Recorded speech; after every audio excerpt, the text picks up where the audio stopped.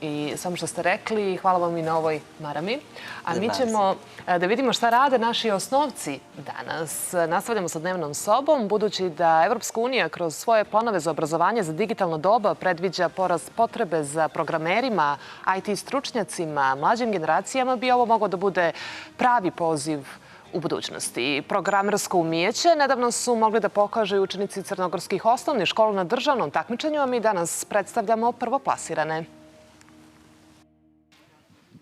Sigurno je lijep osjećaj kada nešto na čemu čovjek predano radi bude prepoznato, izdvojeno, pohvaljeno ili nagrađeno. Već 5. godinu u osnovnoj školi Marko Nuculović u Ulcinju postoji Mikrobit klub čiji mladi programeri su izumom jezik znakova osvojili prvo mjesto na nedavnom državnom takmičenju. Klub programera broji oko 20 članova. S obzirom da je škola mala, ima oko 110 učenika, mislim da je to veliki procenat i veliko interesovanje kod učenika za programiranje sa mikrobitom. Naš projekat se zove jezik znakova, to je realizovali smo jednu rukavicu i aplikaciju na telefonu koja detektuje slova i čuje se zvuk. Konkretno na ovom projektu smo radili oko 3 do 4 mjeseca i mislim da je ovo veliki uspjeh za nas i za našu malu školu i za naše učenike. Nešto što me jako raduje jeste što među prijavljenih 74 škole bio je veliki broj škola koje dolaze sa sjevera i seoskih ruralnih dijelova, kao i sa samog Primorja gdje se i danas nalazimo, i posebno me raduje što su te škole osvojile određene nagrade na samom takmičenju. To znači da nije bitno gdje se nalazite, u koju školu pohađate, već je bitno da radite, da se trudite i da će se vaš rezultat itekako pokazati. Učenici rade jednom nedjeljno, imamo jedan čas u okviru slobodnih aktivnosti. Pa teško je bilo da se selektuju baš 2 učenika, ali pokazali su interesovanje i pokazali su želju da se takmiče na ovom takmičenju. Trenutno se nalazimo u društvu Nikole i Sare. Oni su zajedno sa nastavnikom Alfredom radili na izradi rukavica jezik znakova. Nikola, šta nam ti možeš reći o ovoj rukavici? Pa, realizovali smo rukavicu koja detektuje pokreta prstiju. To jest, kad mrdemo mi, na primjer, 2 prsta, pokazat će nam drugo slovo.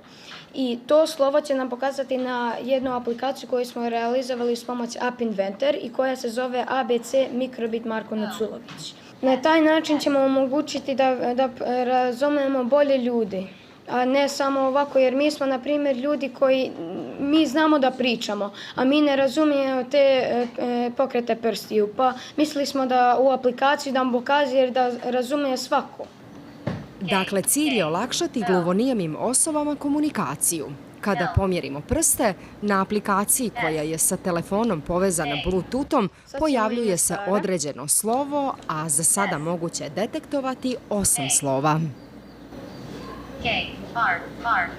Mikrobit će nastaviti da radi, radit ćemo i nove projekte i unaprijedit ćemo ovaj projekat da može detektovati recimo sva slova i da može to da nađe neku, pokušat ćemo da odradimo da nađe primjenu stvarnosti. Voljela bih naravno kada bi sve škole u Crnoj Gore imale priliku da svojim učenicima zapravo imaju priliku, ali kada bi nastavnici prepoznali značaj ovakvih aktivnosti i pružili svojim učenicima priliku da se oprobaju. Mladi programeri morali su da savladaju i znakovni jezik. Definitivno imali su puno posla. Morali smo Flex senzor pa da povežemo, pa App Inventor, pa bilo je malo teško, ali ne baš puno. Sara, šta kažeš ti? Ja sam ovo sve samo radila sa zadovoljstvom i sve je bilo jako lepo i nadam se da će ovako ići. Saznao sam da je ono što je najvažnije, da za prvu nagradu, upravo za prvo mjesto, žiri je bio jednoglasan. To je jedna veoma važna činjenica da jedan